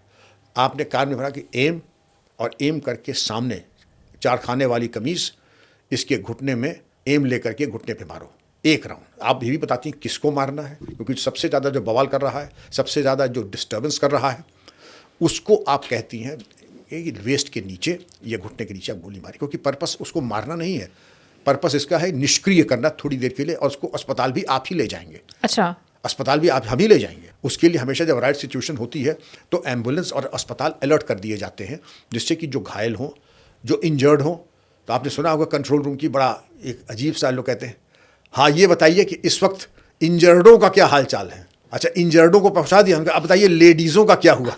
तो ये एक लिंगो है पुलिस का, थोड़ा अपभ्रंश है लेकिन सुनने में बड़ा दिलचस्प है। आपको क्यों लगता है योगी जी के रेंज में माफिया का एकदम डिक्लाइन हुआ है? क्योंकि मैंने खुद देखा है, मैं नोएडा में जगह रहती हूँ, तो मैं खुद देखती थी, पहले हमारी नीचे एक लेन थी, वहाँ पर ऐसे चेन स्नैचिंग होती थी बहुत ज़्यादा, बट उसके बाद एकदम कम हो गई। तो what is the reason behind this? A no nonsense approach, zero tolerance, meritocracy, and then that I don't profit from any crime or criminality. मैं बिल्कुल ही किसी का मोहताज नहीं हूँ, एक पैसे का, किसी माफिया का, किसी बाहुबली का। तो आपको लगता है उनसे पहले जो पॉलिटिकल लीडरशिप आई थी वो थी? वो क्यों दे नहीं थी? सबसर्विएंट? अरे आप क्या बात कर रही हैं? वो कमाऊ पूत थे, तभी तो मरने पे छाती पीटते हैं। मुझे कुछ नाम दीजिए। मैं नाम तो आपके सामने है, अतीक के मरने पे। मैं आपको सांकेतिक प्रश्न का सांकेतिक उत्तर दे रहा हूँ जी। इनका जब बेरियल हो रहा था, अतीक का, मुख्तार का और अशरफ का, तो जो लोग जा करके आंसू बाल्टी और बड़े बड़े टावल लेके गए थे राजनेता, और ये कह रहे थे कि ये गरीबों के मसीहा हैं, ये गरीबों के मसीहा हैं, ये गरीबों के हमदर्द, और इतना इनको आपने दरअसल बहुत बुरा हुआ, ये फरिश्ते बड़े जल्दी चले गए वहाँ। तो जो आंसू बहा रहे थे वही सबसे ज़्यादा पीड़ित हैं, वही उनके कमाऊ पूत थे। आप समझ सकती हैं, आप निकालिए। और जो सबसे पहले गए थे, आप एपीजे अब्दुल कलाम के नमाज जनाजा में तो गए नहीं कोई, आप ऐसे किसी पेट्रियोटिक मुस्लिम के नमाज जनाजा में गए, लेकिन हाँ यहाँ एक लाइन लग गई। और जो गए थे, आई होल्ड एवरी राजनेता रिस्पॉन्सिबल कि आपने उसके जीवन काल में उसको प्राण ऊर्जा दी, सशक्त बनाया, और मरने के बाद आपने उसको महिमा मंडित किया, और देश अब आपको क्षमा नहीं करेगा। मैं चाहूँगा कि वो सब फोटोएं और वो सब वक्तव्य जो राजनेताओं ने तत्काल दिए थे, उसके ग्राफिक्स बना कर, रील बना करके जन तक पहुँचाए जाएं कि आखिर ऐसे क्या कारण थे कि जिनके हाथों में सैकड़ों बेगुनाहों के खून थे, उनके नमाज जनाजा में जा कर के आप उनको अमन का फरिश्ता कह रहे थे। आपकी लाइफ पे सर कभी थ्रेट हुआ, कभी जानलेवा अटैक हुआ आप पे? हाँ, क्यों नहीं हुआ। Take us through that journey. हाँ, एक बार एसपी हमीरपुर था, तब एंटी डेकोरिटी का बड़ा बोलबाला था, Phoolan Devi gang, Mustakim gang, Madhav Singh gang. तो during the course of operations 2 casualties police की हो गई थी। यही टाइम रहा होगा अराउंड 24 दिसंबर, एक्सट्रीमली कोल्ड, बुंदेलखंडी बहुत ठंडा होता है। तो in that stress and in that encounter चल रहा था। जो बदमाश था उसने छत पे जाके, 2 मंजिला पक्का छत था, वहाँ पे वांटेड पोजीशन से फायरिंग कर रहा था। तो उसके ऊपर जा कर के छत फोड़ करके ग्रेनेड जब कमरे में फेंका गया तो वो न्यूट्रलाइज करने का प्लान बना। लेकिन इन द प्रोसेस कुछ लोग हमारे ब्रेवेडो में जब देखा कि ऑफिसर्स भी मौजूद हैं, सीढ़ी पे चढ़ने की कोशिश की and they were shot dead. 2 casualties हो गए। उसके बाद फिर जब छत पे चढ़ कर गए, छेद बनाया, उसमें ग्रेनेड फेंका, जब वो मरा, उसके बाद उसके स्ट्रेस में लोगों को सोचा कि भाई अगर अभी ज़िंदा हैं तो उनको जब उठा करके हम ले करके कार में गए, बहुत डिस्टेंस पे था और बहुत अच्छी सड़कें नहीं थी और इतना डेवलपमेंट में था। मैं आपको बात बता रहा हूँ 1981 अर्ली की या 1980 लास्ट की। उसके बाद ये था कि क्रॉस फायर, अंधेरा, कन्फ्यूजन, लाशें पुलिस वालों की। उस कन्फ्यूजन में जब आप उठा के लेके जा रहे हैं तो जाहिर है कि कुछ खून आपकी भी वर्दी पे लगेगा, काफ़ी खून लगा था। जब घर पे आए तो आप तो पूरे खून से सने हुए हैं। उनका वो हमने चूंकि लाशें उठाई थी ला करके गाड़ी में रखा था, इसलिए शायद हो सकता है। कहीं बाद जब कपड़े उतारे ग्रेट कोट वगैरह बाद देखा दिए तो आपका भी जो है उधड़ा हुआ है बिल्कुल एब्डोमेन। तो कहा अरे ये तो गन शॉट है। तुरंत सीएमओ को फ़ोन किया। आपको पता नहीं चला उस वक्त? पता नहीं चला, इतना ज़्यादा स्ट्रेस में थे, पूरी बॉडी टूट रही थी दर्द के मारे। पता लगा कि दर्द बहुत हो रहा है, लेकिन एक तरीके से एंगेजमेंट में इतना इन्वॉल्व था कि मुझे नहीं लगा कि ये गोली की वजह से हो। मैं समझता कि इतना स्ट्रेस, इतना ज़्यादा ट्रॉमा रहा था, मैं समझता शायद उसकी वजह से हो, क्योंकि पूरा बदन टूट रहा था। लेकिन उसमें तुरंत सीएमओ को फ़ोन किया, डिस्ट्रिक्ट मैजिस्ट्रेट ने। सीएमओ ने फिर सर्जरी की रातों रात, और फिर बाकी तो खैर हील करने में वक्त लगा। लेकिन एक इंसिडेंट वो था। दूसरा कानपुर को मैं आप ले जाता हूँ। जब राम जन्मभूमि एजिटेशन चल रहा था तो वहाँ पर मेरी कार के ऊपर बॉम्ब्स और इन चीज़ों से अटैक किया गया, तो गाड़ी के परखचे उड़ गए। मुझे भी बहुत चोट आई उसमें। वो चीज़ शायद आपको नेट पे मिल जाए अभी। पूरा यहाँ से हाथ में पूरा खून और उसके स्प्लिंटर्स और शार्पनल्स यहाँ से लेके यहाँ तक। और फिर उसके बाद तो खैर खाते उसी पोजीशन में, क्योंकि वेपन मेरे पास था, वेपन निकाल करके मैंने जिन लोगों ने अटैक किया था उनको न्यूट्रलाइज़ किया। प्रेस कॉन्फ्रेंस की कि जिनको मैंने न्यूट्रलाइज़ किया वो मैंने किया है, आप किसी और को ब्लेम ना कीजिएगा, मैंने ही किया है। तो वो भी चीज़ें थी पेपर्स में। तो वो जो ठीक है, पुलिस का ये प्रोफेशनल हैजर्ड, इसमें कोई ऐसी रेवोल्यूशनरी कोई बात नहीं है, ये कोई ऐसी बात है। पुलिस में this is a professional hazard, and every young man or woman who joins the police or the armed forces is mentally and physically prepared कि this is likely to happen. Take adequate precautions, don't be foolhardy, but be absolutely equal to the task. ये gun shot wounds आपको इस दौरान, ये इनमें से एक episode था जब जो आपको पहला, जो हमीरपुर की बात थी वो गन शॉट थी। ओके। दूसरी वाली जो थी वो ग्रेनेड वाली थी। अच्छा अच्छा जी। तो ये सारे इंटेंशनल अटैक्स थे आपके? और क्या, ओके। वो तो डायरेक्ट अटैक आप ही के ऊपर थे जी। तो आपने फिर अपने फैमिली और अपनी फैमिली लाइफ को कैसे बैलेंस आउट किया? भगवान ने बैलेंस किया उसको, मेरी पत्नी ने बैलेंस किया। मैं 10 जन्म और लेकर के भी कुछ भी करूं तो मैं ऋण नहीं हो सकता अपनी पत्नी का और अपने स्वर्गीय माता पिता का। तो आपके बच्चे आपके साथ साथ जाते थे जहाँ जहाँ आपकी पोस्टिंग नहीं, होती मैंने थी? अपने बच्चों को कभी अपने साथ नहीं रखा, इसीलिए क्योंकि जो ट्रॉमा था जो मेरी पत्नी झेल रही थी। किसी ने इब्राहिम लिंकन से पूछा कि you are one of the most wonderful president, so eloquent, and what is the secret of your success? The secret of my success is not my eloquence or my personality. My mother, who sits in a corner and who prays for me, I could say that for my wife. मैं चाहता था, लेकिन बच्चों को मैंने अपने से बहुत दूर, और इस बात को मैंने देखा कि किसी को मालूम नहीं पड़ी मेरे बच्चे कहाँ पढ़ते हैं। और ये भी समझ लीजिए कि एक बहुत बड़ी प्राइस मैंने पे की कि मैंने उसको अपने से दूर रखा।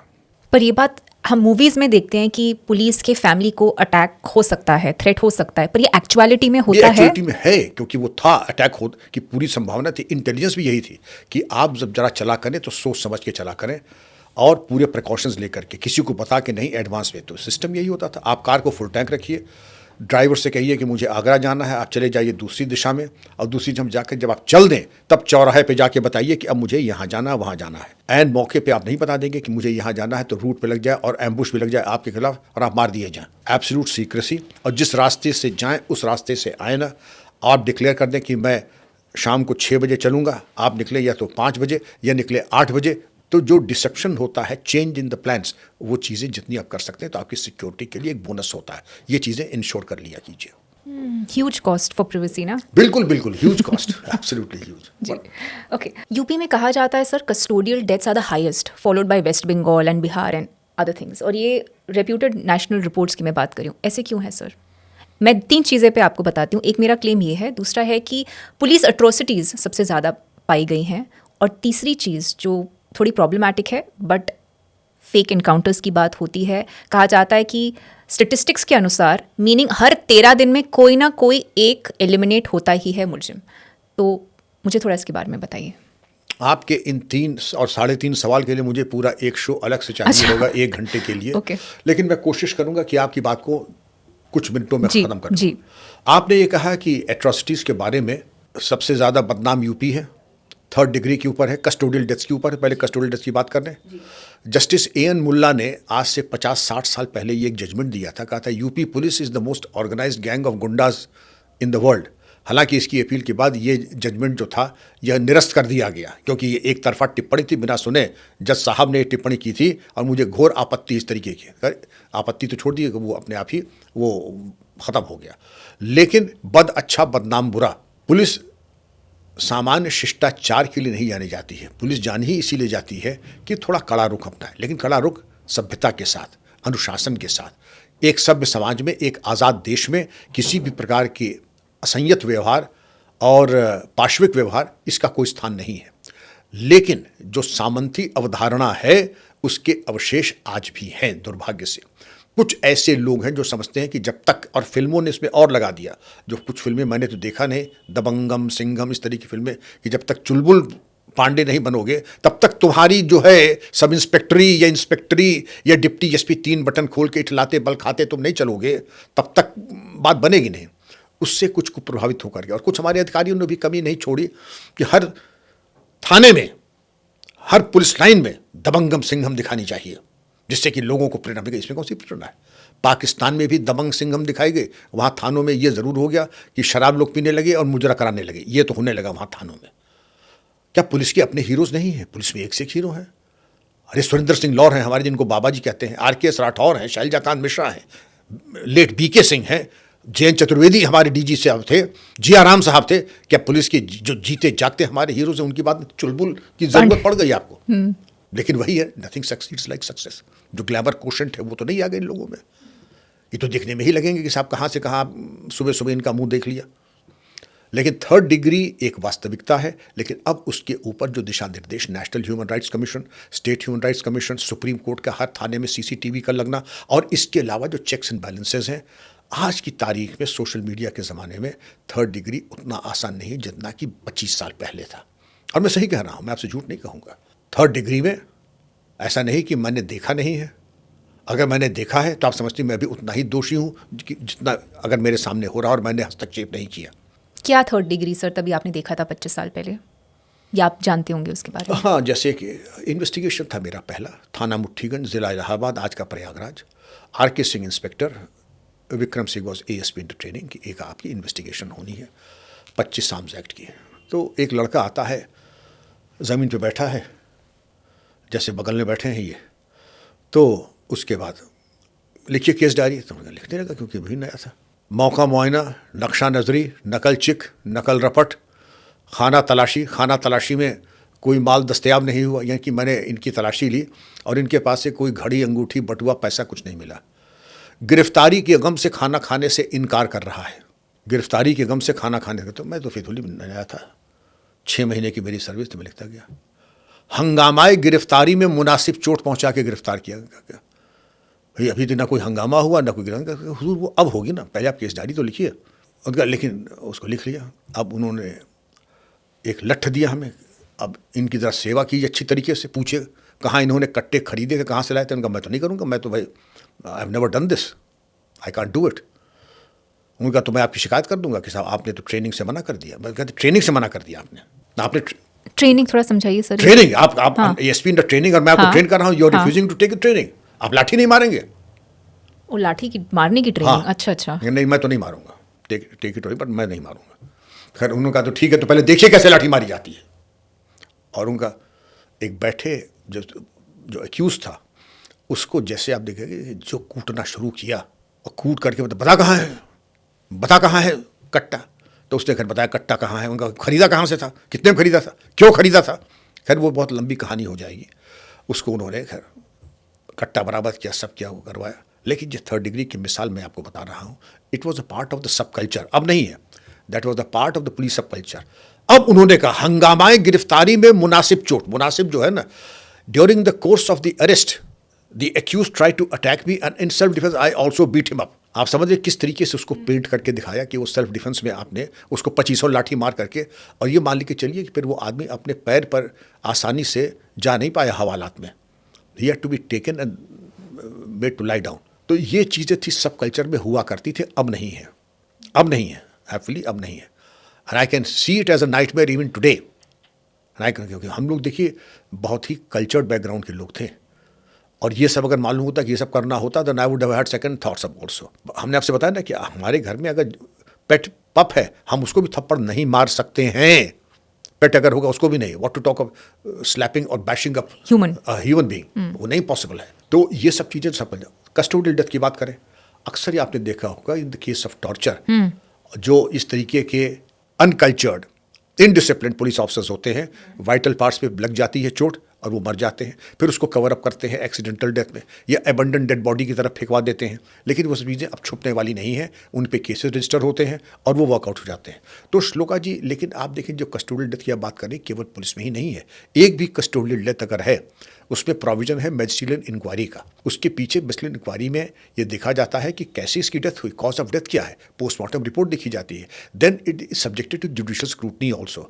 अगर डेथ इन पुलिस कस्टडी होती है, उसका नियम यह है कि the entire police personnel in the chowki in the thana have to be placed under suspension and a case of murder has to be registered. Okay जी, it is not so easy. इसी तरह अगर कस्टोडियल डेथ की अगर आप बात कर रही हैं तो इस तरीके की, मैं आपको छोटा सा लतीफ़ा सुनाता हूँ। मैं एक रेंज में, इसी रेंज में आपके मेरठ में मैं DIG था, तो I was summoned by the president of the National Human Rights Commission, Justice Venkat Chalaiah, one of the most illustrious जजेस that India has ever had. तो he was the chief of the National Human Rights Commission. तो होगा कोई बात होगा, आई in full uniform. जब मैं गया तो जस्टिस वेंकट चलैया got up, welcome sir, sit down. तो हमने कहा बड़ा अटपटा सा लग रहा है कि जस्टिस वेंकट चलैया खड़े हो गए। Sir what would you like to have, tea और कॉफ़ी? तो आपने कहा दाल में कुछ काला है। उनका सर जो योर लॉर्डशिप आप जो लेंगे वही मैं भी ले लूँगा।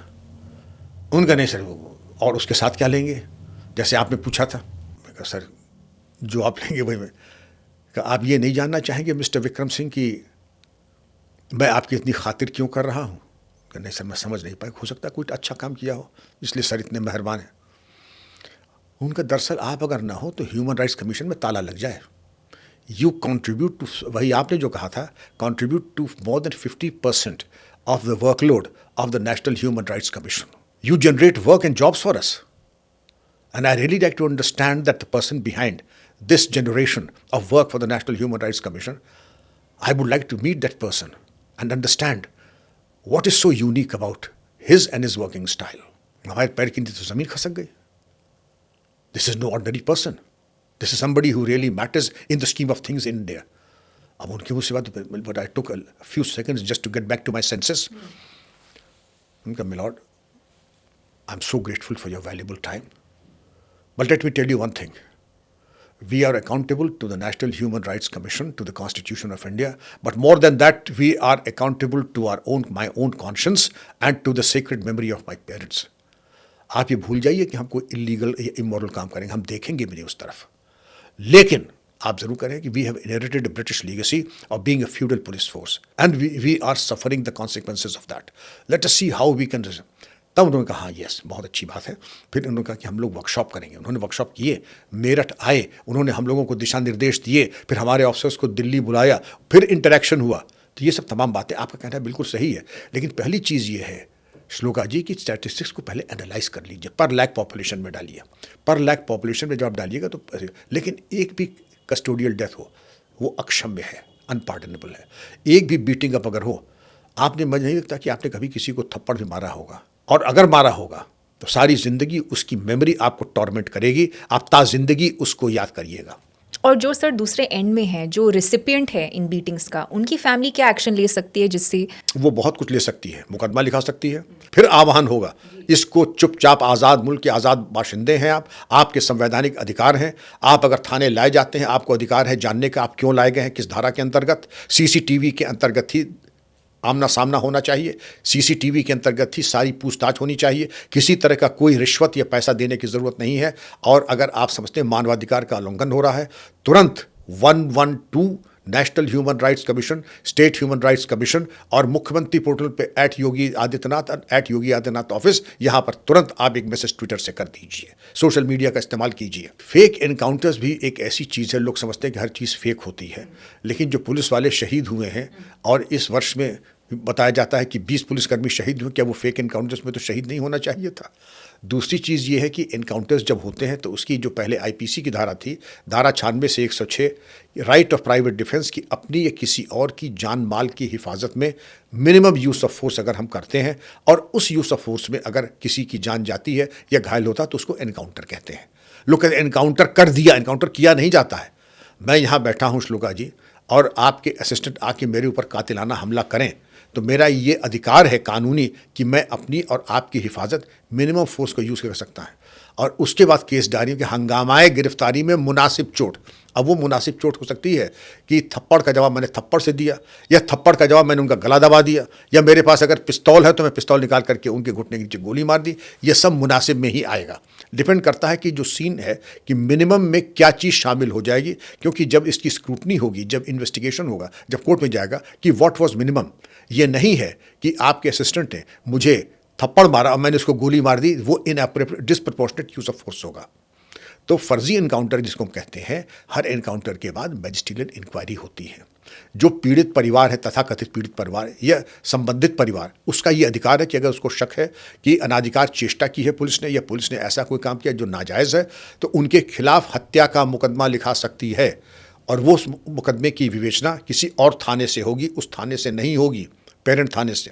तीसरी चीज़, अगर वो चाहे तो नेशनल ह्यूमन राइट्स कमीशन आदि को भी शिकायत कर सकते हैं, जिसकी जांच फिर नेशनल ह्यूमन राइट्स कमीशन करवाए। ओके, फर्स्ट कॉल पे आप मुझे साइबर सिक्योरिटी के बारे में कुछ बोल रहे थे। आप अपने होशो हवास दुरुस्त रखें, सभी से मेरा आह्वान ये है। 200 साल की डकैती में जितना टर्नओवर डकैतों का था, माधव सिंह, मोहर सिंह, फूलन देवी और सुल्ताना तहसीलदार सिंह, वो मुश्किल से 200 करोड़ रहा होगा। यहाँ एक एक साइबर, एक एक डिजिटल अरेस्ट में 50-50 करोड़ कमा लेते हैं। ये बताया जाता है कि इस वर्ष ही केवल 3000 करोड़ की लूट साइबर क्राइम से हो चुकी है। आप समझ सकते हैं कितनी भयावह स्थिति है। इसीलिए सामान्य क्राइम थोड़ा कम ये होगा कि सारा माल तो साइबर क्राइम में है। ज़्यादा आपको हथियार की ज़रूरत नहीं, सिम होने चाहिए, मोबाइल होने चाहिए, और वो आपके पास टेक्नोलॉजी होनी चाहिए कैसे किसी को करें। अब इसके तौर तरीके हैं, आपको आपके फ़ोन को हैक कर लेना है तो अननोन लोगों से बात करना बंद कर दें, अननोन साइट्स पे जाना बंद कर दें, दैट इज़ कॉमन सेंस। लेकिन जो चीज़ भयावह है वो ये है कि डिजिटल अरेस्ट। मैं आपको दिखाना चाहूँगा, ऐसा नहीं कि आप ही लोग, मेरे पास भी आता है, और ये आता है कि साहब आप जो है, आपकी जो ब्राउजिंग हिस्ट्री है वो बड़ी ऑब्जेक्शनेबल है, और आप चाइल्ड पोर्नोग्राफी में और इन चीज़ों में आप बहुत ज़्यादा आपका इन्वॉल्वमेंट है, और इस CBI के दफ्तर में आपका बयान होना है और इस कोर्ट में आपकी पेशी होनी है। और आप तुरंत गइए, इवेसिव मत हुई, और उसके बाद अपना वीडियो कैमरा ऑन रखिए कैमरे का, और हम आपको बताते हैं। अच्छा, ये आपके साथ हुआ नहीं, कोशिश की, उसके बाद हमने जो उनको जो है आदर सूचक शब्द दिए, मुझे लगता है कि आज के बाद दोबारा फ़ोन नहीं आएगा जी। कान गंगा जल से धोएंगे, वो लगता है रॉन्ग नंबर डायल कर दिया होगा। कुछ बताते हैं, हमने ऐसा इनका इलाज कर दिया कि ये याद करेंगे क्या हुआ। कुछ ट्रैप में आ जाते हैं, और ट्रैप में आने के बाद अपनी फिक्स डिपॉजिट्स, अपने शेयर्स, अपनी प्रॉपर्टी सब बेच करके इन साइबर ठगों को दे देते हैं। आप देखें कितना ऑथेंटिक सा बनाया है। हाँ, बिल्कुल ऑथेंटिक, बिल्कुल authentic. Address, phone number, mobile number सब दिया है, डेजिग्नेशन CBI ED। इस फ्रॉड में न पड़े, और बल्कि इसको इग्नोर करें, ब्लॉक कर दें, और किसी को जवाब दे दें, क्योंकि there is nothing like digital arrest. Digital arrest की नाम की कोई चीज़ नहीं है दुनिया में, और इसमें कुछ नहीं। जिसको बात करना, आमने सामने बात करें, एक चीज़। दूसरी चीज़ ये थी कि आपको अपना ध्यान रखना होगा कि किसी अननोन कॉलर से हम बात ही ना करें, और इस तरीके की ईमेल्स को बिल्कुल नॉनसेंस माने। दूसरी चीज़ ये है कि शाम को खासकर जो अधेड़ पुरुष होते हैं, अधेड़ के मतलब हर उम्र के पुरुष, आप ये देख लीजिए कि अगर हमारी उम्र के किसी के पास रात के 11 बजे किसी एक यंग लेडी का वो आए हाई, तो आप कहेंगे गलती से आ गया होगा। 10 मिनट बाद फिर अगर हाई आया तो फिर दोबारा गलती कर दी होगी। तिबारा अगर आता है हाई स्वीट ड्रीम्स, तो ये दाल में काला है।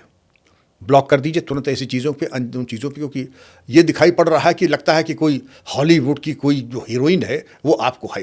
लेकिन जो लोग थोड़ा असावधान होते हैं, मेंटली अलर्ट नहीं रहते हैं, उनके दिमाग में अगर गुदगुदी शुरू हो जाती है तो वो भी जवाब देते हैं, वो भी कह देते हैं हाय। उनका मैंने आपके सर बातें सुनी हैं और बड़ी दिलचस्प बातें हैं, बड़ी कशिश है आपकी बातचीत में, और मैं तो बिल्कुल मोहित हो चुकी हूँ आपकी भाव भंगिमा से। अब ये तो जनरल है, ऐसी टोपी है, ये सबको फिट हो जाएगी। और अगर किसी ने रिसर्च किया है, कोई लेखक है, तो बहुत ही बढ़िया, और कहीं कवि है तो और क्या कहना कि आपकी कविताओं में तो बड़ी खिंचाव और कितनी भावनात्मक से, मेरे तो बिल्कुल लगता है कि मैं दूसरे लोक में पहुंच जाती हूँ।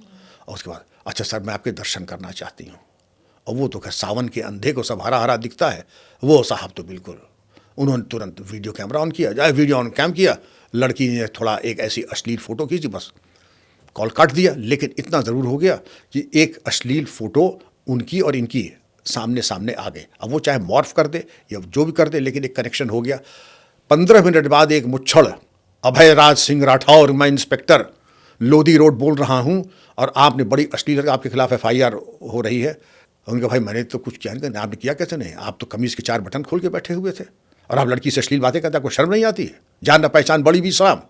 अब वो तो इस उम्र का आदमी वैसे भी दिमागी तौर पे बहुत मजबूत नहीं होता है, ये भी देखता कि उनका, और अभी जितने कॉन्टैक्ट लिस्ट है ना आपके फ़ोन के, मैं सब आपके बच्चों को, आपकी पत्नी को, आपके ससुराल को और सबको मैं भेजता हूँ। आपकी ये हरकत है, बुढ़ापे में मुंह में दांत नहीं, पेट में हाथ नहीं, और आप जो है इस तरीके की हरकत कर रहे हैं फूहड़। और भाई क्या करना है, उनका 25 लाख रुपए इस अकाउंट में ट्रांसफ़र कराइए तुरंत निफ्ट से। कहाँ से कराएं? उनका तो फिर ठीक, हम करते हैं फिर FIR। और अगर सक्सेस रेट 50% भी है तो कहना क्या, दोनों हाथ में लड्डू सर कढ़ाई में, और इसी तरीके से करोड़ों का टर्नओवर हो जाता है। तो एक तो अननोन कॉल्स, अननोन इस तरह की चीज़ों पे आप गुहार ना करें, बिल्कुल ना करें। Okay okay. आपका राजीव गांधी जी के साथ कुछ हाँ, आपके हुआ जिले था? में नहीं हुआ, कुछ भी नहीं था। मैं तो बहुत उनने आपको अपोलोजाइज किया था, ऐसा हाँ, कुछ हुआ अपोलोजाइज था? भी किया था उन्होंने। मुझे बताइए उसके बारे में। देखिए, राजीव गांधी जी भारत के प्रधानमंत्री थे और नए नए इलेक्ट हुए थे, पूरे देश में पूजे जाते थे, क्योंकि इंदिरा गांधी जी की हत्या के बाद सिंपैथी वेव थी, प्रचंड बहुमत मिला, प्रधानमंत्री नए नए हुए थे। तो मैडम जी सोनिया जी के साथ और अपने दोनों बच्चों के साथ, और एक बहुत प्यारा शायद गोल्डन रिट्रीवर था उनके पास, दोनों बच्चे गोल्डन रिट्रीवर, एक रस्ट कलर की जोंगा थी। तो आप तो वाकई, क्योंकि नैनीताल राजभवन में रुके थे, तो राजभवन से उन्होंने कहा कि जब मैं जाऊंगा पिकनिक पे तो कोई भी वर्दीधारी कांस्टेबल नहीं रहना चाहिए ड्यूटी पे। अब एक तो इंदिरा गांधी जी की हत्या हुई, आप कह रहे हैं कोई कांस्टेबल ड्यूटी पे न रहे। आपका काम है कहना, हमारा काम है करना। हम वही करेंगे जो औचित्यपूर्ण हो और जो कि अप्रोप्रिएट हो। खैर वो निकले बहुत ही खूबसूरत, काला रेबैन का चश्मा, मुझे याद है, काला सूट, मैडम सोनिया जी बगल में, दोनों बच्चे और कुत्ता पीछे। और जैसे ही उन्होंने पहला सिपाही देखा तो उन्होंने, who is in charge here? जाकर के मैंने कहा, yes sir. Did I not give you the instructions that not a single uniformed constable should be deployed during the course of my visit? Yes, sir. And in spite of that, you choose to disobey my orders? So your security is my prime concern. And I did what I was expected to do. Normally, अगर 1-to-1 शायद बात होती तब भी, I was speaking to the Prime Minister of India. I was also very young. तो ज़्यादा मुझे, लेकिन जो मैंने किया, legally and morally I knew I was right. लेकिन उन्होंने एकदम से जैसे तमतमा गए, well if you insist on spoiling my day, I am going back. आपने ठंडी सड़क देखी होगी नैनीताल की, कई बार गई होंगी, कितनी पतली है। लेकिन he was an expert driver, इन्होंने तुरंत जोंगा को रिवर्स गियर में डाल के टायर जलने के देखा और रिवर्स करके आई एम गोइंग बैक, तुरंत राजभवन लेके चले गए। मिडवे राजभवन गेट, ठंडी सड़क से फिर रिवर्स गए। अब उसके बाद सबके चेहरे पे हवाइयाँ उड़े, भाई क्या करें, कैसे, अब तो प्रधानमंत्री नाराज़ हो गए, सबकी नौकरी गई, मुख्यमंत्री से लेकर के तुम्हारी, हमें तो तुम्हारा भविष्य बिल्कुल ही अंधकार में, तुमने तो डुबो दिया हम लोगों को, हटा न लगाते, कैसे न लगाते, कुछ हो जाता तब, एक तरफ कुआं एक तरफ खाए। खैर किसी तरह से भाई तू कुछ तो करो। फिर DM लेट RK शर्मा, हम फिर वहाँ गए, तो सर आप चलिए, अब आपके हिसाब से हम ड्यूटी लगाएंगे, बस एक मैसेज करिए, जितने वर्दी वाले हैं वो पेड़ों के पीछे, खूब बड़ा डेंस फॉरेस्ट था, वर्दी वाले पेड़ों के पीछे छुप जाएं और सादे कपड़े वाले आगे आ जाएं। इतना कर दिया। उनका कोई नहीं रहेगा हमारे संग, बिल्कुल नहीं, और हम और DM रहेंगे, सिर्फ रहेंगे। और हम और DM सादे कपड़े में 2-4 सिपाही लेकर के हम लोग भीमताल गए। वहाँ पे जाके लेक में थोड़ी बोटिंग की, भुट्टा खाया, चूरन खरीदा और फिशिंग की भी कोशिश की। ये बात दूसरी की, कोई फिश मिली नहीं। उसके बाद वापस सबसे पहले मुख्यमंत्री जी ने पूछा, भाई क्या हुआ वहाँ पे, मूड कैसा है? उनका मूड तो बहुत अच्छा है। कि क्या भुट्टा का, कितने भुट्टे, बड़े लोग कहाँ, कितना, आधा भुट्टा या एक पूरे परिवार का हो गया था काम। थोड़ा ये कि फिशिंग, कोई मछली मिली? तो मछली तो नहीं मिली। तो कहे बात कि तुम SSP हो जो मछली, तो क्या हम फिशिंग रॉड में मछली चिपका देते पहले ही से, क्या एडवांस में है? तो ये भी एक लाइटर वेन में। खैर उसके बाद राजभवन आए, तो उसके बाद राजीव जी ने कहा, नेम प्लेट तो हम लोग लगे थे, sorry Vikram, sorry for firing you were right and I was wrong.